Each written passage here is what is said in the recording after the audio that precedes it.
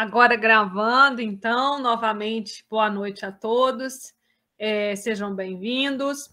Hoje nós vamos falar sobre o recurso de agravo de instrumento.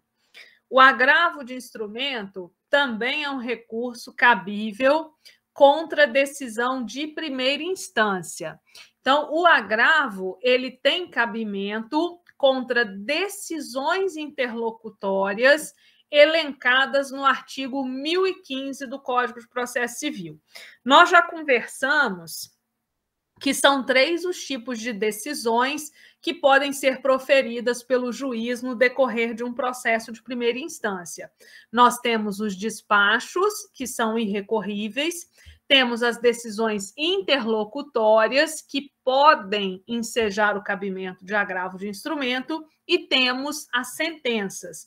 As sentenças ensejam o recurso de apelação que nós aprendemos nas aulas passadas. Então, vamos lá. É toda decisão interlocutória que comporta o cabimento de agravo de instrumento? Não. O novo Código de Processo Civil, em vigor aí desde 2016, ele mudou significativamente o tratamento do recurso de agravo. Antes da reforma, antes da entrada em vigor do novo CPC, qualquer decisão interlocutória era agravável. Então, assim, se o juiz proferisse uma decisão e a parte não concordasse com aquela decisão, ela poderia, de imediato, levar a questão ao conhecimento do Tribunal de Justiça. Hoje em dia, isso mudou. Todas as decisões interlocutórias são recorríveis, aí a resposta vai depender do seguinte: se ela estiver elencada no rol do artigo 1015, ela comporta o cabimento de agravo de instrumento.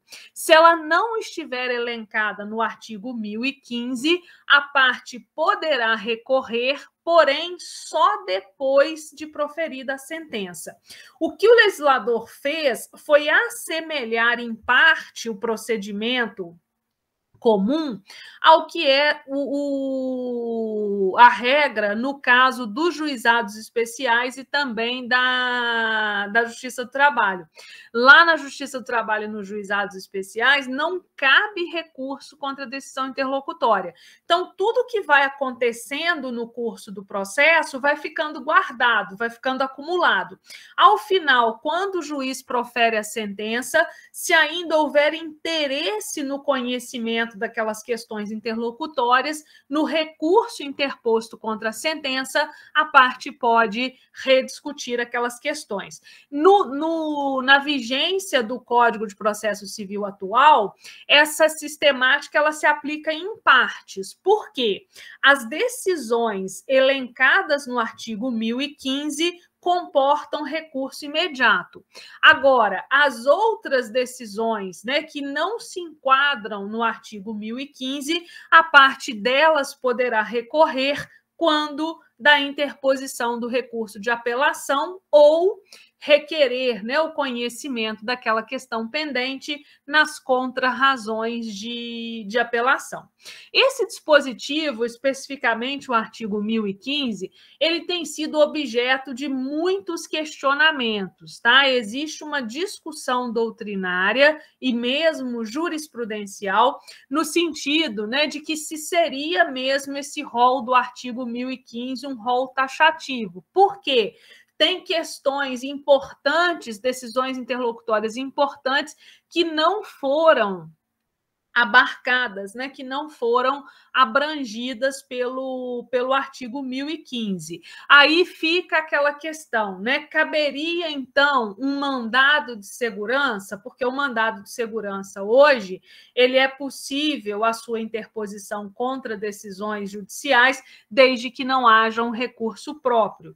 Inclusive, lá no juizado, esse procedimento ele é muito utilizado, Lá, se a parte pede, por exemplo, uma liminar, o juiz nega, e a questão for algo, de relevância contrária a um direito líquido e certo, caberia um mandado de segurança. Então, suscitou-se essa discussão. Qual que é o entendimento que tem prevalecido? O Superior Tribunal de Justiça tem relativizado e permitido, em algumas situações, o cabimento de agravo de instrumento fora das hipóteses elencadas no artigo 1015. Já existem precedentes nesse sentido.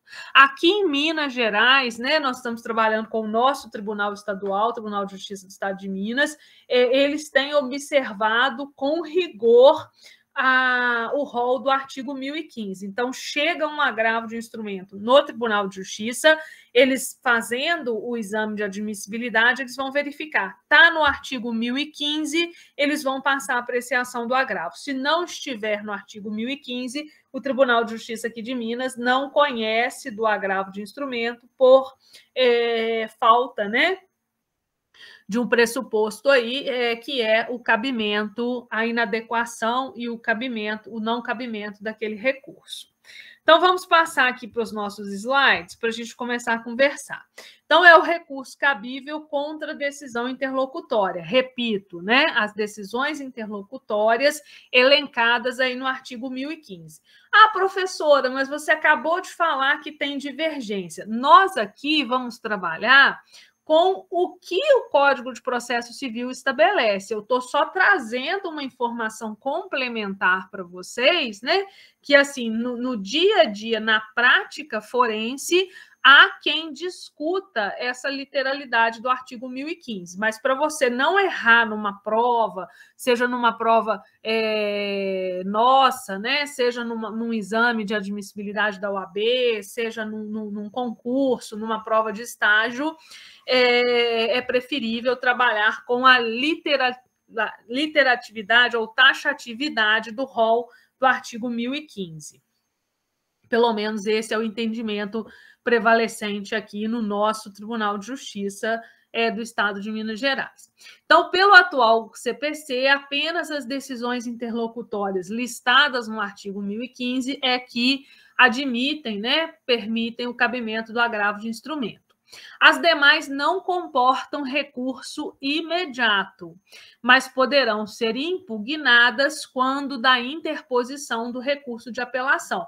Nós vimos, né, nas aulas passadas, o parágrafo 1º do artigo 1009, que expressamente estabelece que não haverá preclusão no que se refere às decisões interlocutórias que não se enquadram no rol do artigo 1015. Quer dizer, a parte poderá deixar para um momento posterior a apreciação.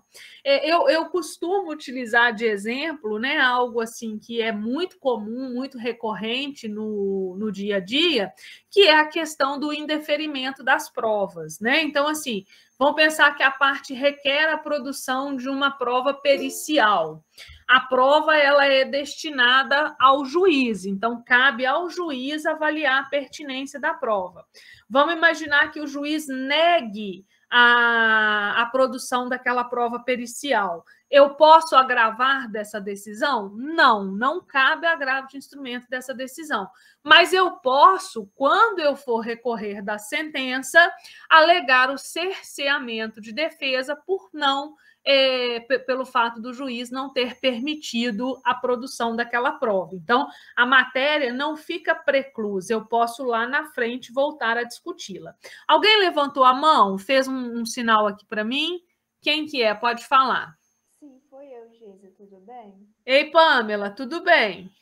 Mas, a partir Tá baixinho o seu microfone, aumenta ele um pouquinho, deixa eu ver se a minha configuração aqui. Tá me ouvindo agora? Tô, melhorou Tá muito. bom, beleza. Então, a partir dessa sua análise mesmo, que é minha dúvida, porque o agravo de instrumento, ele não tem que ser decidido dentro do processo. Então, por exemplo, o juiz lá, o relator, ele não aceita, por exemplo, uma prova pericial. Não teria que decidir isso dentro do decorrer do processo, a não esperar uma sentença e apelar? Não, Pamela, olha só, deixa eu tentar explicar para ver se vocês vão compreender. Eu tenho um processo tramitando na primeira instância. Então, tem lá aquele rito todo que vocês aprenderam: petição inicial, citação do réu, contestação, despacho de saneamento, determinação de especificação de provas. Aí, geralmente, né, no próprio saneamento, o juiz decide sobre as provas. Desta decisão do juiz é que não cabe hoje, pelo artigo 1015, não caberia recurso. Então, vamos pensar que eu estou neste momento processual na primeira instância, eu estou na fase de saneamento. Eu disse ao juiz que eu preciso fazer uma prova pericial para comprovar o meu direito. O juiz negou a produção da prova pericial porque ele disse assim: não é necessária, a matéria em discussão não demanda a produção de prova pericial. Hoje, Pamela, eu não tenho como recorrer dessa decisão. Então, o que vai acontecer? O processo vai prosseguir, não vai ser realizada a prova pericial, o juiz vai proferir a sentença. Quando ele proferir a sentença dele, se ele, por exemplo, julgar procedente o pedido e eu for autora, aquela prova, de fato, era irrelevante, concorda? Concordo. Se eu sou autora, né? E ele, desculpem, se eu sou autora e ele julga procedente o pedido, quer dizer que ele acatou a minha pretensão, aquela prova ela é desnecessária.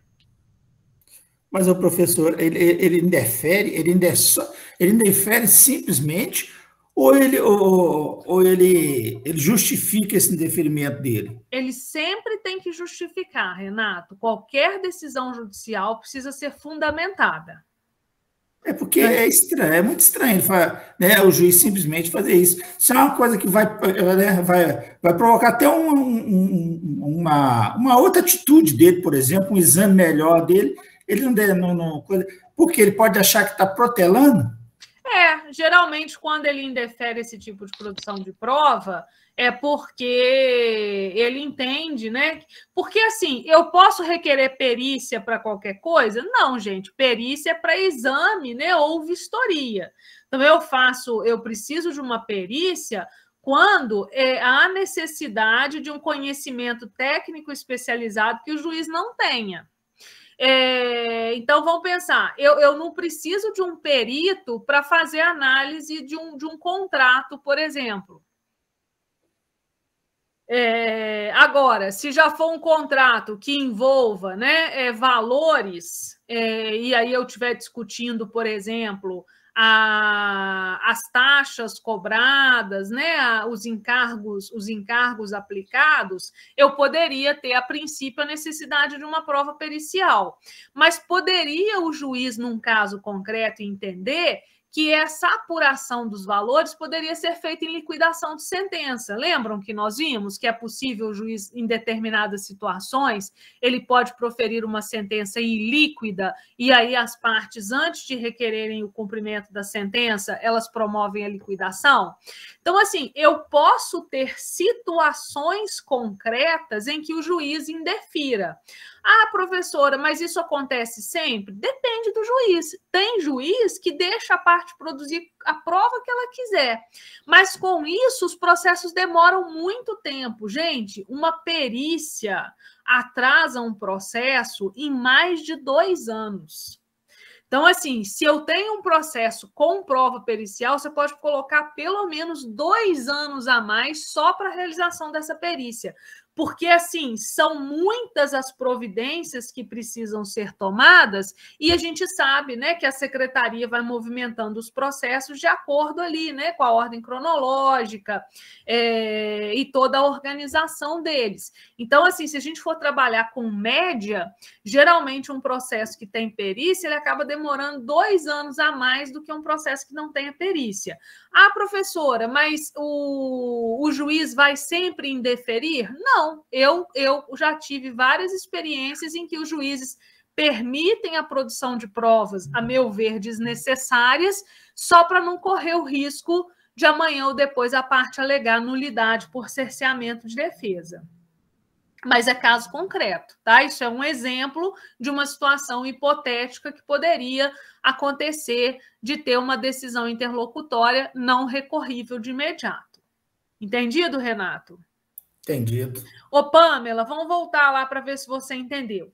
Então, eu tenho uma decisão interlocutória, mas o processo vai prosseguir. Então, assim, o que eu não posso, Pamela, é recorrer de imediato. Mas quando o juiz proferir a sentença, se ainda houver interesse, no meu exemplo, se ele julgasse improcedente o pedido, eu tenho interesse de recorrer. Por quê? Eu queria fazer a prova, mas ele julgou improcedente o pedido, quer dizer, ele não me deixou fazer a prova daquele direito que eu alegaria ter. Você conseguiu entender, Pamela? Aí o tribunal é que vai julgar o recurso. Mas hoje em dia só cabe esse recurso direto para o tribunal nesses casos aí do artigo 1015. Entendi sim, Geisa. Muito obrigada. Então, tá bom. Pessoal, mais alguém aí quer perguntar? Não entendeu essa primeira parte? Então, vamos avançando, mas aí a gente vai voltando à medida do necessário. Então, vamos aqui para o artigo 1015. Ó. Cabe agravo de instrumento contra as decisões interlocutórias que versarem sobre, inciso 1, tutelas provisórias. Então, olha só, se eu peço uma providência cautelar, se eu peço uma antecipação de tutela, se eu peço a concessão de uma liminar, se for um procedimento especial, todas aquelas situações, né, em que eu tenho um risco de dano grave ou de difícil reparação e que eu requeiro ao juiz, né, uma tutela provisória, lembrando que tutela provisória é gênero, né, do qual a tutela antecipada, a tutela cautelar e a tutela de evidências são espécies, se eu tenho uma decisão que resolva sobre a tutela provisória, seja concedendo ou negando, cabe agravo de instrumento. Por quê? Porque é urgente, né? Então, assim, como aquela questão é urgente, ela precisa ser resolvida de imediato. Olha, eu pedi uma tutela provisória para obter a concessão de um medicamento, porque a parte precisa tomar aquele medicamento, correndo o risco de vir, se ela não tomar, ela vir a óbito. Isso é algo importante, isso é algo que precisa ser decidido de imediato. Então, eu não posso esperar a sentença.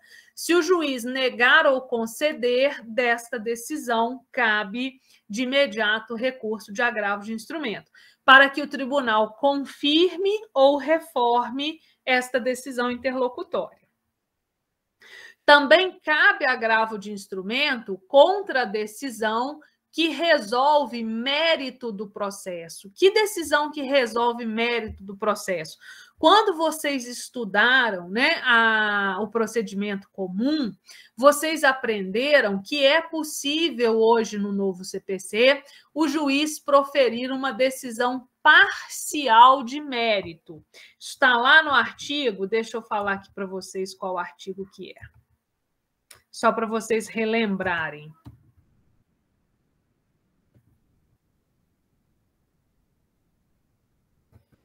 A regra, né, é que o juiz vai resolver na sentença.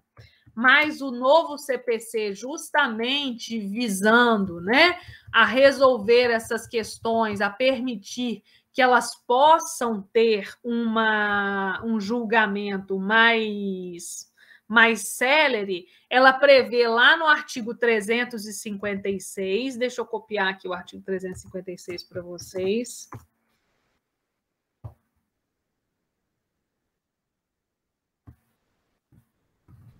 O juiz possa resolver parcialmente o mérito. Ó. Do julgamento antecipado parcial de mérito. O juiz decidirá parcialmente o mérito quando um ou mais dos pedidos formulados ou parcela deles mostrar-se incontroverso ou estiver em condições de julgamento imediato nos termos do artigo 356.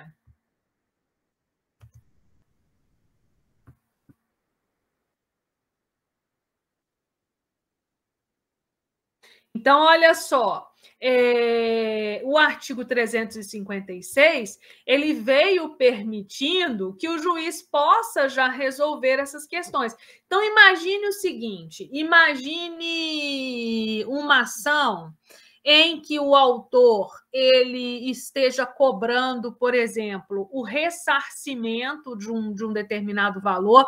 Vamos pensar que seja uma ação de cobrança ou uma ação de indenização em relação a uma colisão de veículos, tá? Então, o autor foi lá, arrumou o carro, né? O autor foi vítima, ele foi lá, arrumou o carro, obteve um orçamento, o demandado, né, o requerido, não pagou voluntariamente, não chegou a um acordo com ele, ele teve que ingressar com uma ação ordinária para ele receber aquele valor. Imagine que na defesa, né, o réu não se oponha, né, ele não negue a obrigação de pagamento, mas ele negue, por exemplo, a obrigação de indenizar. Geralmente vem o pedido, né, de ressarcimento cumulado com uma indenização por danos morais. Então, assim, o réu admite parcialmente a demanda porque ele não nega a obrigação de ressarcir no que se refere aos prejuízos, mas ele entende que não é o caso de concessão de indenização por danos morais. Seria uma hipótese diante, né, de um reconhecimento parcial, seria uma hipótese do juiz já julgar parcialmente aquele mérito, ou seja, estabelecendo a obrigação de ressarcir os danos materiais suportados e deixando o processo prosseguir apenas no que se refere ao julgamento do pedido de indenização por danos morais. O artigo 356 é um ganho enorme em matéria de reforma processual, mas, infelizmente, ele ainda é pouco aplicado, tá? No âmbito da justiça comum, infelizmente, os juízes pouco aplicam o artigo 356. O artigo 356, ele muito se assemelha, né, com a questão, inclusive, da tutela de evidência, né? Quando já há um reconhecimento parcial daquele direito, já deveria o juiz concedê-lo, mas, infelizmente, a gente ainda não vê. Quando eu tenho, por exemplo, na Justiça do Trabalho, existem mais decisões aplicando esse julgamento parcial de mérito, que às vezes lá na Justiça do Trabalho o empregado, né, apresenta a sua demanda e o empregador só contesta alguns pontos do pedido. Alguns juízes do trabalho têm aplicado e já proferido uma decisão parcial de mérito no que se refere àquelas parcelas que passaram a ser incontroversas, ou seja, né, foi admitida pela outra parte sem qualquer oposição. Então, uma decisão interlocutória que resolva parcialmente o mérito, uma dessas situações do 356, ela comporta o cabimento de agravo de instrumento. Também cabe o agravo de instrumento contra a decisão de rejeição da alegação de convenção de arbitragem.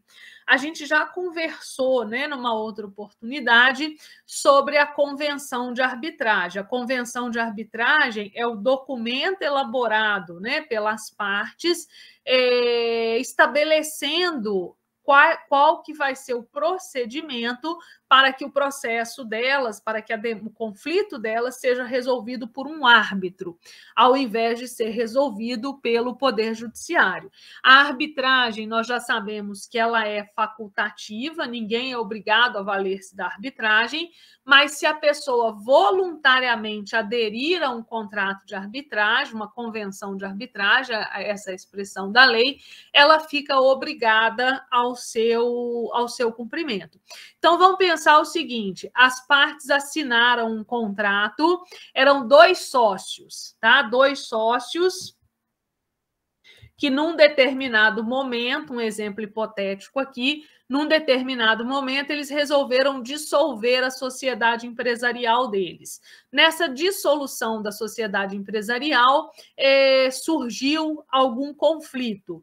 Lá no contrato social deles estava estabelecido que eventuais conflitos, né, eventuais demandas, seria resolvido através de arbitragem. Mas aí um dos sócios ignora essa cláusula de convenção de arbitragem e vai bater as portas do judiciário, né? Se existe a convenção de arbitragem, se existe esse acordo voluntário, né, de ambos os sócios de submeter o seu conflito à arbitragem, o juiz deve respeitá-lo, porque foi uma escolha daquelas pessoas. Agora, se o juiz rejeita esta convenção de arbitragem, dessa decisão interlocutória caberá o agravo de instrumento. Aí vocês podem perguntar assim, mas por que ele vai rejeitar uma convenção de arbitragem? Às vezes, a parte que assinou, ela assinou com algum vício de consentimento, né? Ou então, estamos diante de um contrato de consumo, ou então, né, numa relação ali em que não houve lisura, não houve transparência na instituição daquela cláusula arbitral. Tudo isso poderiam ser situações em que o juiz poderia rejeitar a aplicação da convenção de arbitragem. Mas é caso concreto, né? Se todas as partes são maiores, capazes, não houve nenhum vício de consentimento, quer dizer, não houve uma coação, não houve nenhum tipo de fraude, né, em relação àquela anuência, o juiz deve determinar, seja observada a convenção de arbitragem. Tranquilo, pessoal? Estão conseguindo acompanhar? Sim. Okay. Então, vamos lá. Qualquer coisa, vocês me chamam aí. Também cabe agravo de instrumento contra a decisão que resolve incidente de desconsideração da pessoa jurídica. Só um minuto.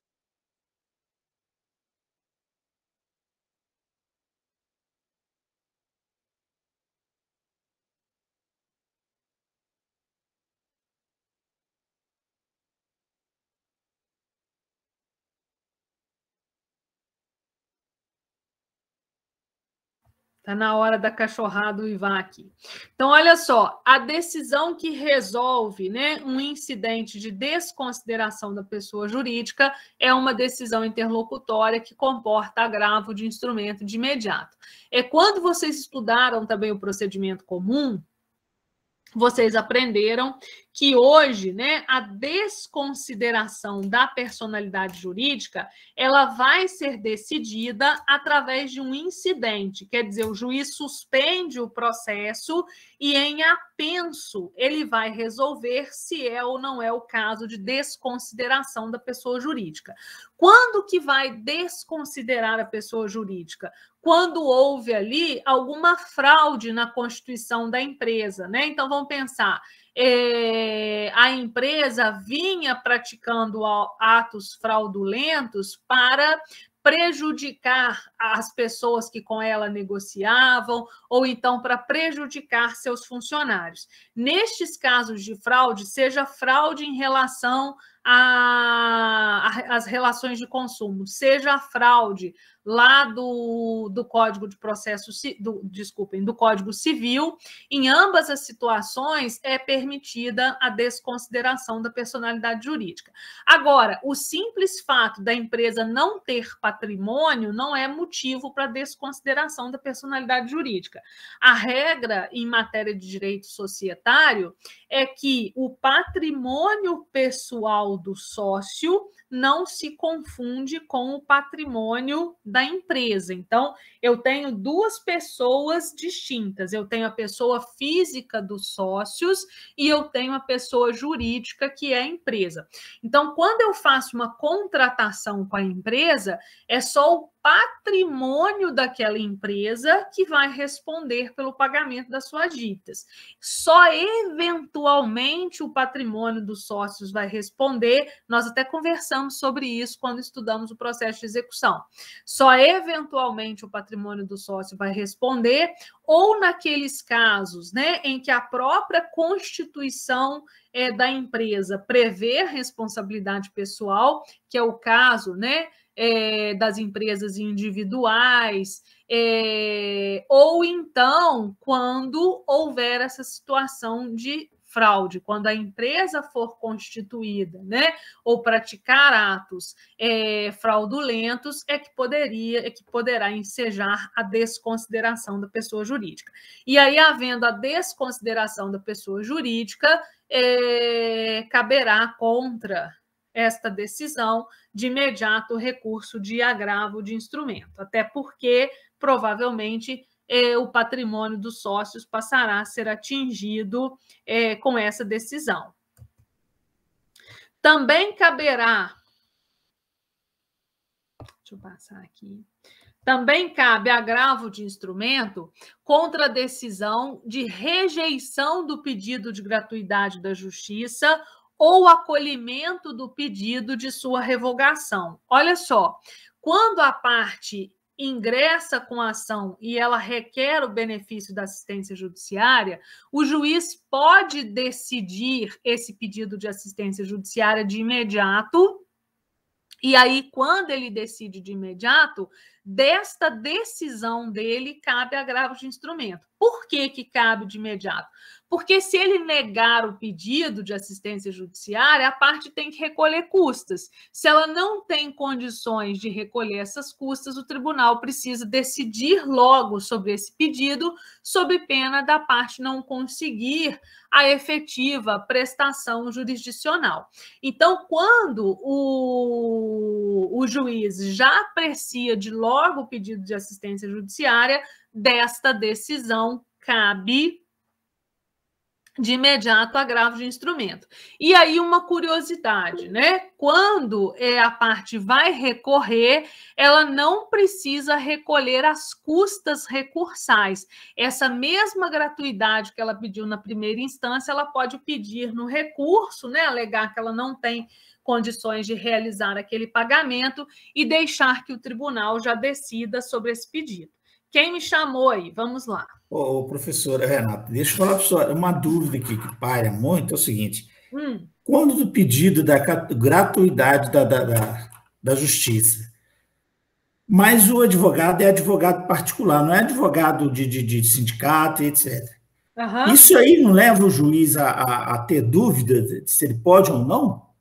Então, Renato, a sua pergunta é muito pertinente e isso, inclusive, acaba ensejando muitos recursos para o tribunal. Eu vou aproveitar a sua pergunta para esclarecer o seguinte: eu tenho assistência judicial.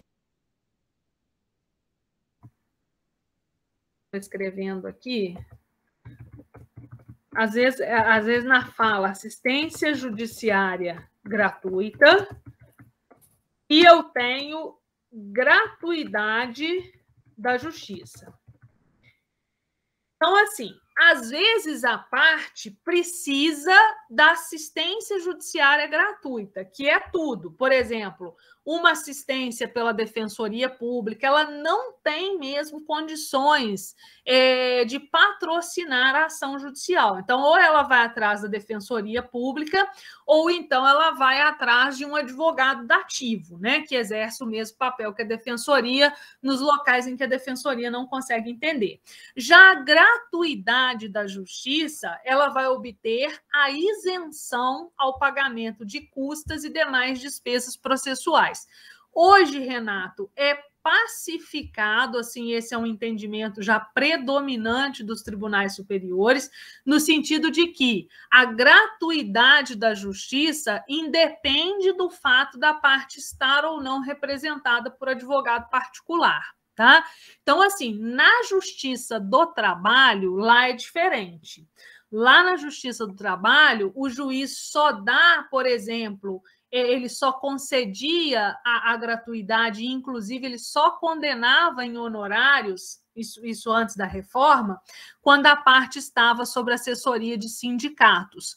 Hoje isso não existe mais. Então, assim, a parte pode estar com o advogado particular e se valer do pedido de gratuidade da justiça. Por quê?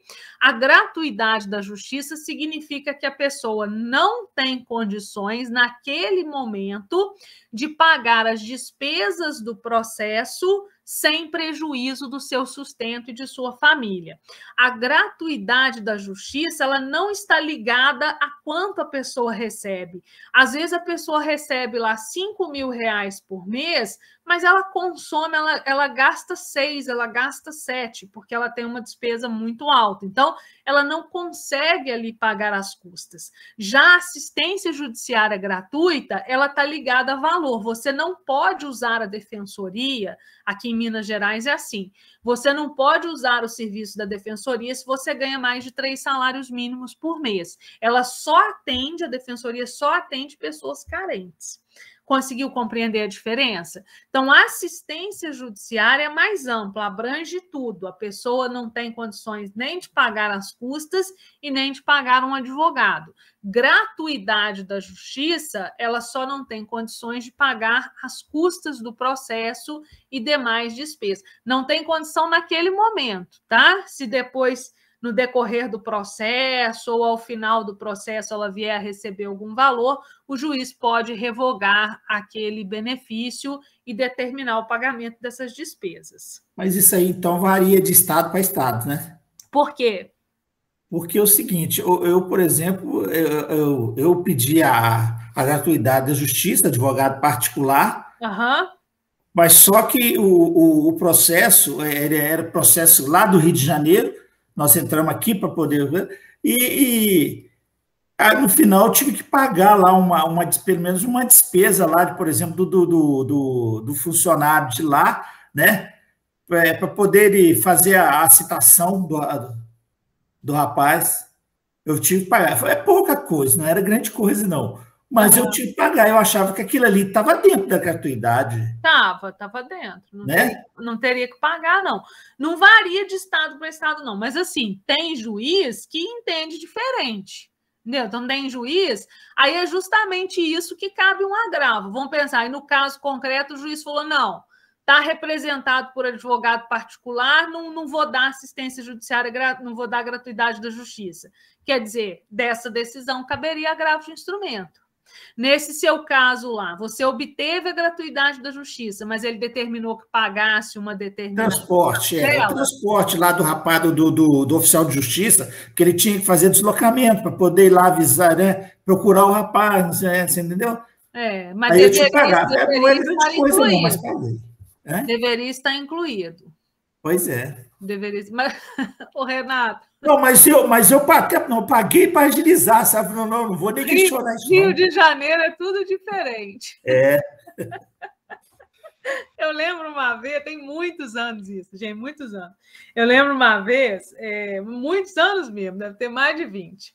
Eu estava tentando resolver um processo. Na verdade, era um processo até administrativo, era liberar, tinha tombado um caminhão na estrada e o motorista veio a óbito e precisava liberar a documentação para poder fazer as tramitações mesmo, né?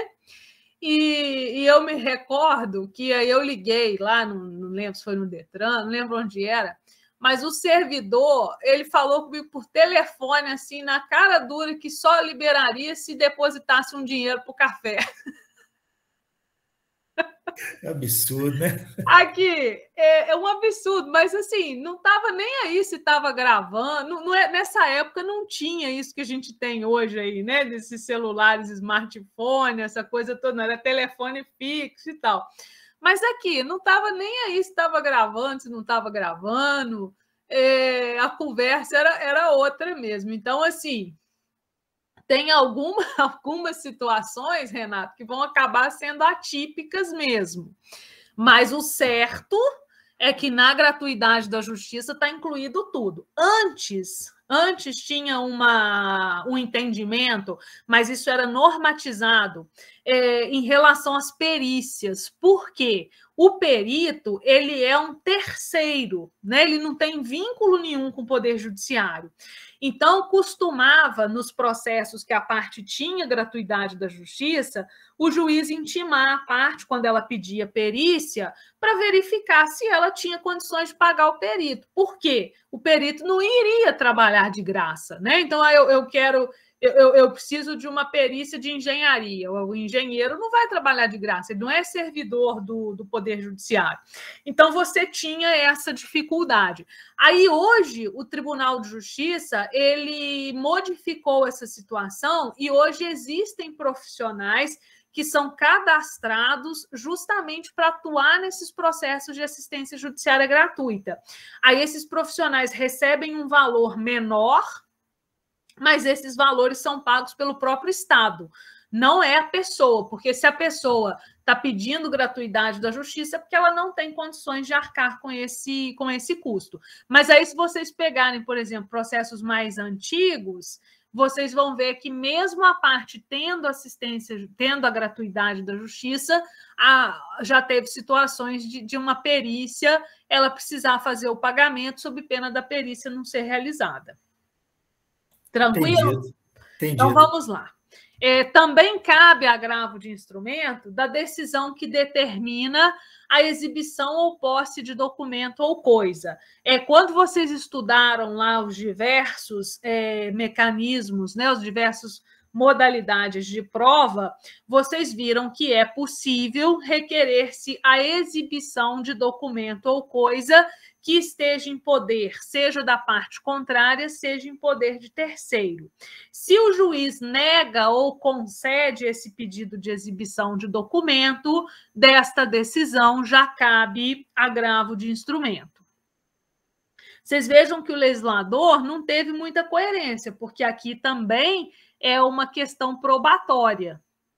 Mas aqui foi permitido que já possa a parte de imediato, seja o juiz negando ou concedendo, ela já pode levar a questão ao tribunal. Também as decisões de exclusão de litisconsorte. O que é o litisconsorte? O litisconsórcio vai acontecer quando eu tenho duas ou mais pessoas, seja no polo ativo, seja no polo passivo. Então, se acontecer de o juiz excluir uma das partes, né, ele declarar a ilegitimidade passiva de uma das partes, neste caso, desta decisão, já cabe agravo de instrumento de imediato. Também cabe agravo de instrumento do pedido, da decisão de rejeição do pedido de limitação de litisconsórcio. Aí aqui é outra coisa. Aqui são aquelas ações, eles chamam, né, de ações multitudinárias, em que eu tenho um grande número de pessoas, seja no polo ativo, seja no polo passivo, o juiz pode reduzir. Por que se faz essa redução? Essa redução ela é visando a aplicação, né, vamos dizer assim,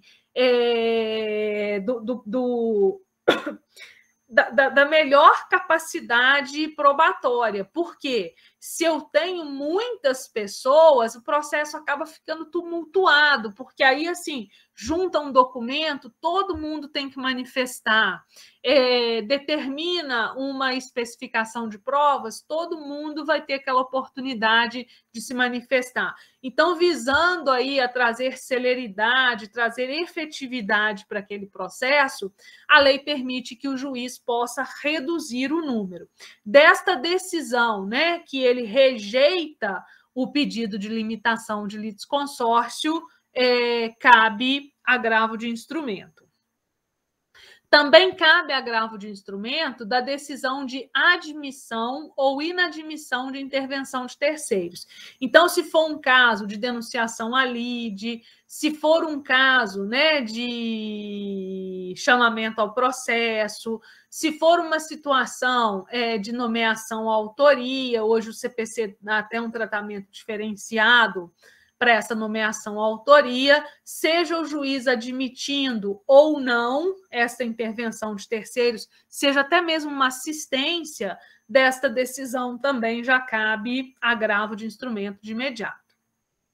Assim como cabe da decisão de concessão, modificação ou revogação de efeito suspensivo aos embargos à execução.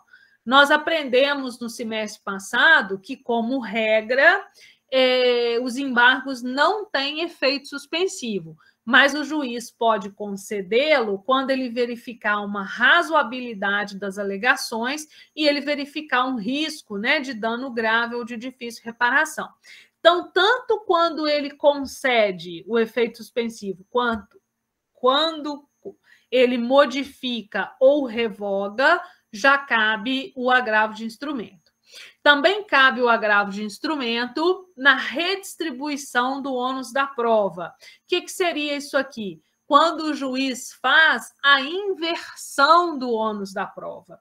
A regra em matéria probatória é a seguinte: ao autor cabe a prova dos fatos por ele alegados, ao réu compete a prova dos fatos impeditivos, modificativos ou extintivos do direito do autor.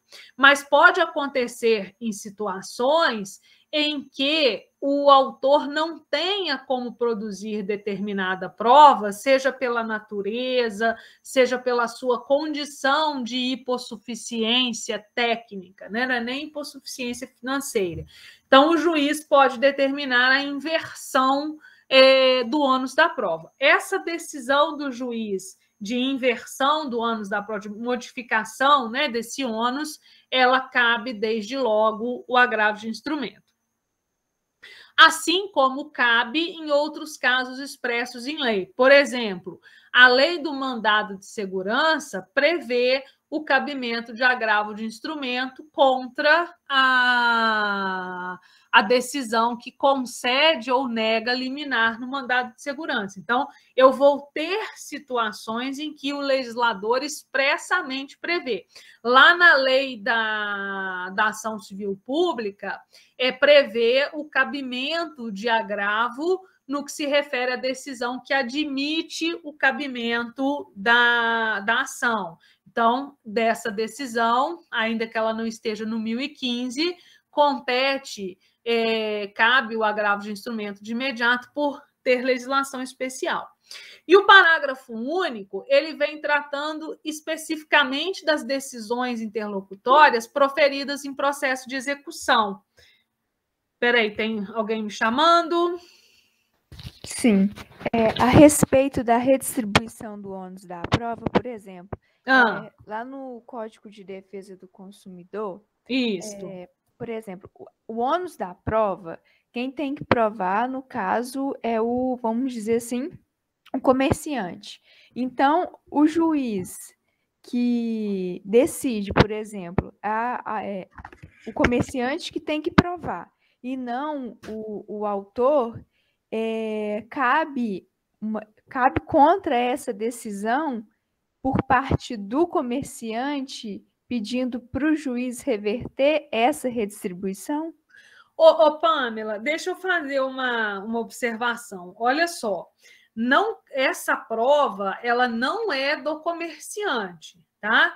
Lá no Código de Defesa do Consumidor, o que diz no Código de Defesa do Consumidor é o seguinte: que as cláusulas do contrato elas devem ser interpretadas favoravelmente ao consumidor e que o juiz pode, num processo concreto, inverter esse ônus da prova quando ele verificar que o consumidor ele é a parte hipossuficiente, que ele não tem condições de produzir aquela prova.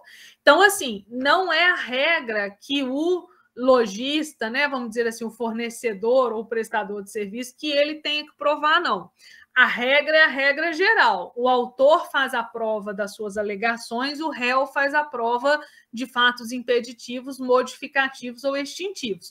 Mas nas relações de consumo, exatamente o juiz pode aplicar essa inversão do ônus da prova, ou seja, determinar que o fabricante ou o fornecedor produzam aquela prova.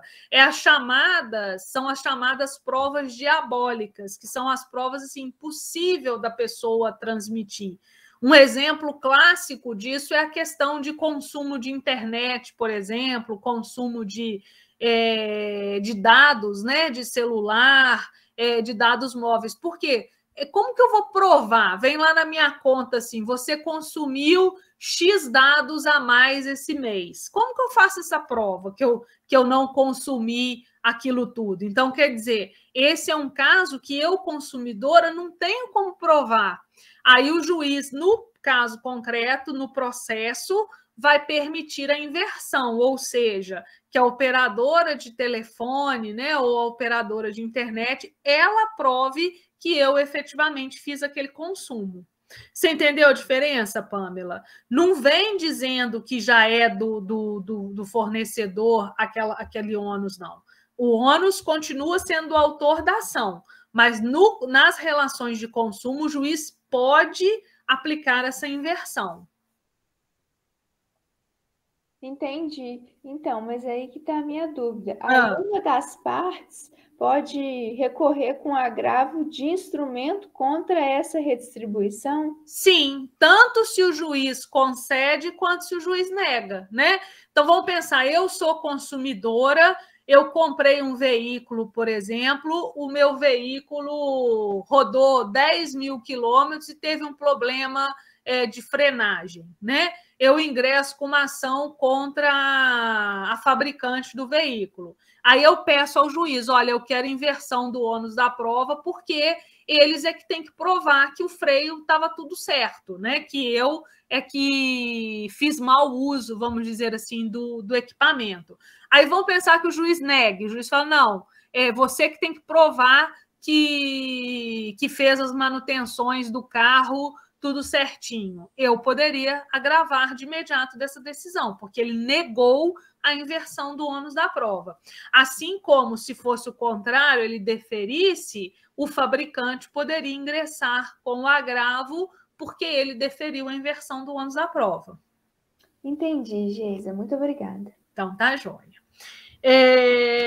Pessoal, e finalizando a questão do parágrafo, o parágrafo único, ele trata justamente das decisões proferidas em processo de execução. Olha, também caberá agravo de instrumento contra decisões interlocutórias proferidas na fase de liquidação de sentença ou de cumprimento de sentença no processo de execução e no processo de inventário. O processo de inventário nós ainda vamos estudar, mas no processo de execução fica muito claro para vocês. Ô, Vitor, seu microfone está ligado.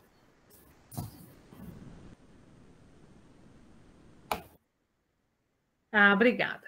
Olha só, no processo de execução, né, no cumprimento de sentença e também no cumprimento de sentença, fica muito fácil a compreensão disso. Por quê? Eu não vou ter uma oportunidade posterior para discutir aquela questão interlocutória. Lembram que nós aprendemos que o processo de execução vai ser uma sucessão de atos executivos cujo objetivo é o pagamento do credor? Então, ele começa lá, né, com a intimação ou citação, conforme o caso, para fazer o pagamento. Depois, se não houver aquele pagamento, a gente já passa logo para o ato de penhora. Depois, a penhora se consolida com avaliação e depósito. Depois, abrem aquelas possibilidades, né? Adjudicação, alienação por iniciativa particular ou alienação em asta pública. Depois, eu tenho a venda do bem. Então, assim, não tem uma sentença no processo de execução. Eu vou ter ali vários atos executivos que vão ser determinados pelo juiz para que o devedor realize o pagamento daquela obrigação. Então, qualquer decisão interlocutória dentro de processo de execução, dentro do cumprimento de sentença, desafia agravo de instrumento. Se for uma decisão, o juiz determinou a penhora de um bem impenhorável, né? Que eu vou fazer? Primeiro, eu vou ingressar com, nós vimos lá, a defesa, né? Se for um cumprimento de sentença, uma impugnação, se for uma execução de título extrajudicial, os embargos. Aí eu pedi ao juiz a liberação, ele não liberou. Dessa decisão cabe agravo de instrumento. O juiz determinou uma penhora via sistema Bacenjude, né? Eu fui lá e disse para o juiz, olha, esse valor é salário, tem que liberar porque ele é impenhorável, ou então ele é valor depositado em caderneta de poupança inferior a 40 salários mínimos. Se o juiz não liberar desta decisão, cabe agravo de instrumento. Então, lá no processo de execução, como eu não tenho uma sentença, né, para poder depois discutir através de uma apelação, as decisões são agraváveis de imediato. O mesmo no processo de inventário. O processo de inventário nós vamos estudar na segunda etapa, né, desse semestre, e nós vamos ver que o inventário tem por objetivo a partilha dos bens daquela pessoa que veio a falecer. Então, também eu não tenho a sentença no processo de inventário, nada mais é do que o formal de partilha, a divisão dos bens, né? A sentença é a decisão que determina a divisão, a repartição daqueles bens entre os diferentes herdeiros. Então, qualquer questão interlocutória que for decidida no curso do inventário também já comporta o agravo de instrumento de imediato.